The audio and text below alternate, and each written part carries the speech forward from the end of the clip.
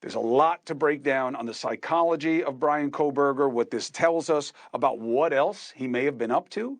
So let's bring in people in the business of profiling people just like him and making cases that hold in court. Retired FBI agent, Law and Justice contributor Jennifer Coffindaffer, and Laura Richards. She was a top criminal profiler at New Scotland Yard and the FBI. Laura, good to have you on the show. Coffindaffer, as always. So I start with you, Jennifer. What is your reaction to what we have learned? Well, it's big news, but it's also supportive news. It's nothing that's surprising that he would possibly be stalking other individuals. Also, it's not surprising that he would have been condescending or treat women differently than men based on what we know.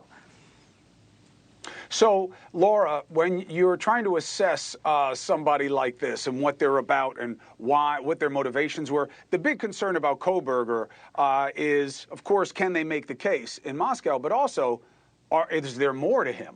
Are there more that could be out there? How do these pieces of information lead you in one direction or another? Well, yes, and thank you very much for having me on, Chris. It's a pleasure to be here.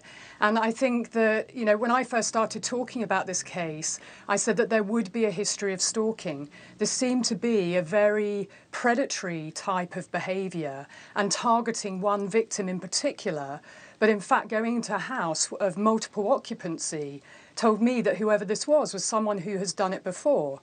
So it's no surprise that there's a history, and I think we're going to be hearing more. This is just tip of the iceberg. This is really the start of the investigation, timelining each of the victims to find out where their life may have intersected with his, or probably more importantly, how and when he targeted the primary victim. So his timeline is equally very important, and I suspect we're going to be hearing about more victims. This is just tip of the iceberg. So how do you reconcile, Laura, from a profile perspective, and then I'll come to you, Jennifer, as from a building a case perspective, but from a profiling perspective, how do you reconcile the methodical, the planning of maybe doing a fake break-in and a canard that leads somebody to want your help, and now you get surveillance equipment so you can just watch them, with a guy who breaks into a house with a hunting knife and butchers people and creates a scene that they can't even let us see? How do you reconcile those two types of behavior? Well, I would expect to see in vivo tryouts before what happened in Idaho. So this makes sense. And, oftentimes with stalking cases, because the stalker does want to get up close and personal with the victim, which is no comfort to the victims, but does want to watch them, I've worked numerous cases where the stalker has created a situation that puts the victim in fear. They then tell the stalker and confide in them what's happened, and then they seem to be the rescuer and come to the help and rescue of the victim.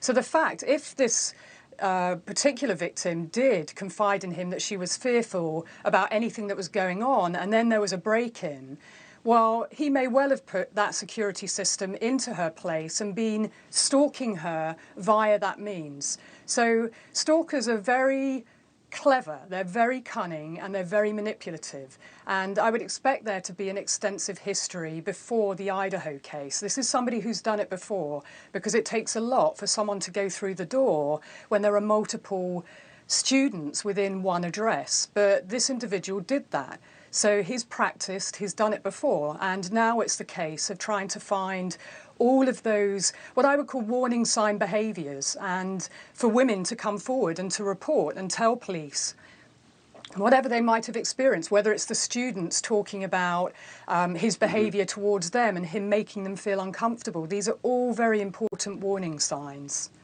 Hey, thank you for watching. Please go to newsnationnow.com, newsnationnow.com, and you can find NewsNation on your television provider. And don't forget to click the red subscribe button down below. Then you will get more of NewsNation's fact-driven coverage.